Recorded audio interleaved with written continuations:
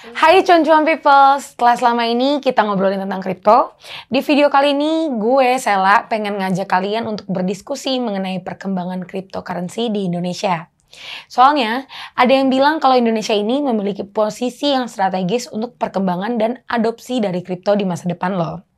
Apalagi dengan perkembangan teknologi yang sangat pesat ini, mau nggak mau, masyarakat Indonesia harus mengikutinya kan? Nah, era digital yang dimaksud baru ini, itu termasuk teknologi blockchain dan beragam pengembangannya. Misalnya NFT, DeFi, DAO, ataupun cryptocurrency.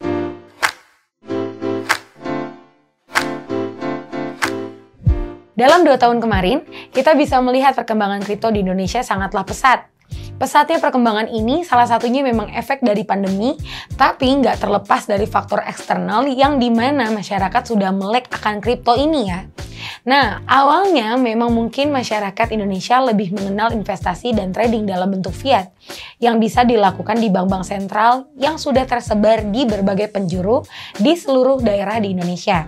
Tapi beberapa orang mungkin memang sudah memulai untuk berinvestasi menggunakan kripto dan sukses dengan hal tersebut. Ya, seperti yang kita tahu, karakteristik masyarakat Indonesia yang selalu kepo dengan keberhasilan orang lain ini akhirnya membuat cryptocurrency beredar lebih luas dan akhirnya juga banyak masyarakat yang mengetahui dan mencoba masuk ke dalamnya. Disinilah awal mula cryptocurrency viral dan booming di kalangan masyarakat yang melek akan investasi. Di awal tahun 2019 lalu, kita diserang dengan sebuah pandemi COVID-19 yang dimana semua kegiatan terpaksa harus dibatasi dan bahkan berhenti. Nah, di kesempatan inilah masyarakat yang kehilangan pola kegiatannya, kehilangan pekerjaannya, mencari cara untuk mendapatkan penghasilan sehingga bisa menyambung kehidupannya. Mereka mulai mencoba beberapa cara menghasilkan uang dengan cara praktis seperti bertrading maupun investasi. Nah, nggak sedikit nih dari mereka sukses dengan cara tersebut. Tapi nggak sedikit juga yang mengalami boncos karena kurang ahli maupun kurang informasi. Tapi dengan cepatnya, perputaran informasi yang ada saat pandemi kemarin, pembahasan tentang dunia cryptocurrency juga menjadi salah satu topik yang digadang-gadang banyak menjadi bahan pembicaraan di berbagai media sosial. Masyarakat yang tadinya nggak kenal, cuek, atau nggak sama sekali tertarik dengan kripto, akhirnya penasaran dengan aset digital yang satu ini. Mereka mulai mencari informasi terkait dengan teknologi blockchain, NFT, metaverse, dan lain-lain. Di media-media besar, penelitian para ahli keuangan, tokoh-tokoh nasional, sampai para influencer dari berbagai topik. Nah, semakin banyaknya mereka mengetahui informasinya, semakin penasaran pula untuk mencobanya. Tapi banyak juga yang berhenti hanya sekedar tahu informasi dasar dari kripto ini. Mereka yang hanya penasaran dengan aset digital ini akan terus mempertanyakan sampai kapan nih topik tentang kripto akan terus muncul di permukaan. Padahal, kalau menurut beberapa peneliti finansial, pembahasan cryptocurrency dan teknologi blockchain nggak akan ada habisnya sampai ke beberapa tahun ke depan. Kalau kita ukur, di saat ini pembahasan cryptocurrency dan blockchain masih ada di tingkat dasarnya ya. Jadi bukan cuma pembahasan sesaat doang yang bakal hilang. Malahan diketahui menjadi terobosan teknologi yang bakal merevolusi kehidupan kita di 5-10 tahun mendatang. Kalau sampai saat ini lo masih cuek dengan teknologi ini, gue saranin sih lo cepet-cepetan update deh pengetahuan lo biar nggak semakin ketinggalan. Karena mau nggak mau perkembangan kripto bakal semakin luas dan semakin dekat dengan keseharian kita nih. Sebelum lo judge opini gue barusan, gue bakal jelasin nih gimana gue bisa menarik kesimpulan dari opini gue tadi. Dilihat dari data Kementerian Perdagangan, nilai transaksi aset kripto yang diperjualbelikan di Indonesia dari 2020 sampai Juni 2021 tuh udah mencapai 478,5 miliar rupiah. Di mana volume perdagangan per harinya tuh bisa sampai 2,7 triliun aset kripto. Jumlah pengguna aset kripto di Indonesia itu udah mencapai 9,5 juta pengguna di Oktober 2021. Jumlah ini bahkan bisa mengalahkan jumlah pengguna investor di pasar modal Indonesia yang investasi di pasar saham, keuangan, dan juga reksadana. Bayangin aja nih ya, antusiasme masyarakat Indonesia yang tergolong tinggi pastinya bisa jadi tujuan bisnis yang strategis banget nih di dunia kripto di masa depan kan.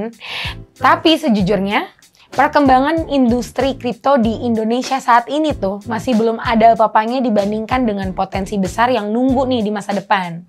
Karena hal ini ditimbang dengan beberapa aspek, kayak nih aspek pertamanya, pengguna kripto saat ini hanya menggunakan kripto sebagai trading, di mana trading ini langkah yang paling sederhana untuk bisa dilakukan dalam teknologi blockchain. Padahal sebenarnya nih ya banyak banget penggunaan teknologi blockchain dan kripto ini seperti DeFi yang bakal jadi alternatif layanan keuangan digital independen, lalu si NFT yang jadi digital signature dan bukti kepemilikan kita dalam aset dunia maya, atau juga nih DAO, Metaverse, dan masih banyak lagi. Aspek yang kedua, yaitu pengguna kripto di Indonesia masih terbilang sangat sedikit dibandingkan dengan total populasinya. Berdasarkan data terakhir di Januari 2022, Indonesia tuh masih berada di peringkat 30 besar sebagai negara yang mengadopsi kripto, yaitu dengan persentase 2,66% saja. Bahkan Indonesia kalah dari Malaysia dan Vietnam dalam kawasan Asia Tenggara. Padahal kalau dipikir-pikir nih, potensi pasar kripto di Indonesia tuh bisa jadi nomor 3 atau bahkan 2 di dunia. Dimana dari dulu kan Indonesia dikenal punya daya tarik pasar yang tinggi. Soalnya kalau kita lihat Indonesia menduduki negara keempat yang jumlah populasi masyarakatnya paling tinggi di dunia. Apalagi regulasi pemerintah di Indonesia untuk kripto tergolong sangat ramah dibandingkan dengan China dan India yang menempati posisi pertama dan kedua dalam jumlah penduduk terbanyak di dunia. Di dua negara ini, regulasi pemerintahannya untuk kripto masih tarik ulur. Apalagi di Cina, kripto sangat dilarang. Ngerti kan sekarang betapa besarnya nih potensi yang dimiliki Indonesia untuk aset kripto dan teknologi blockchain. Nah, jangan sampai nih ya potensi besar ini malah jatuh ke tangan pelaku industri kripto dari luar Indonesia. Jangan sampai nih ya kita cuma berperan jadi daya tarik pasar doang tanpa berkontribusi menjadi pelaku industri yang turut mengembangkan teknologi kripto dari dalam negeri. Masa sih kita mau terus-terusan jadi konsumen atau pengguna doang? Nah, kalau gue pribadi nih, berharap banget kalau Indonesia bisa ikutan berperan dalam industri teknologi baru ini. Apalagi kalau kita punya visi yang lebih jauh ke depan buat fungsi-fungsi lain yang lebih nyata dan berguna untuk masyarakat luas nantinya. Pastinya harapan ini juga harus diimbangi nih dengan informasi-informasi yang mudah dimengerti oleh masyarakat luas yang bahkan masih awam dengan pembahasan finansial dan investasi. Kalau menurut lo gimana? Apakah dominasi kripto di dunia memang bisa berawal di Indonesia setelah melihat betapa strategisnya peluang yang ada di negara kita ini? Dan juga apa sih harapan lo untuk perkembangan kripto di Indonesia? Tulis opini lo di kolom komentar ya. Segini dulu diskusi kita untuk kali ini. Next, enaknya kita ngebahas dan berdiskusi tentang apa lagi nih? Sampai ketemu di konten CCN Indonesia lainnya. Bye, Conco people!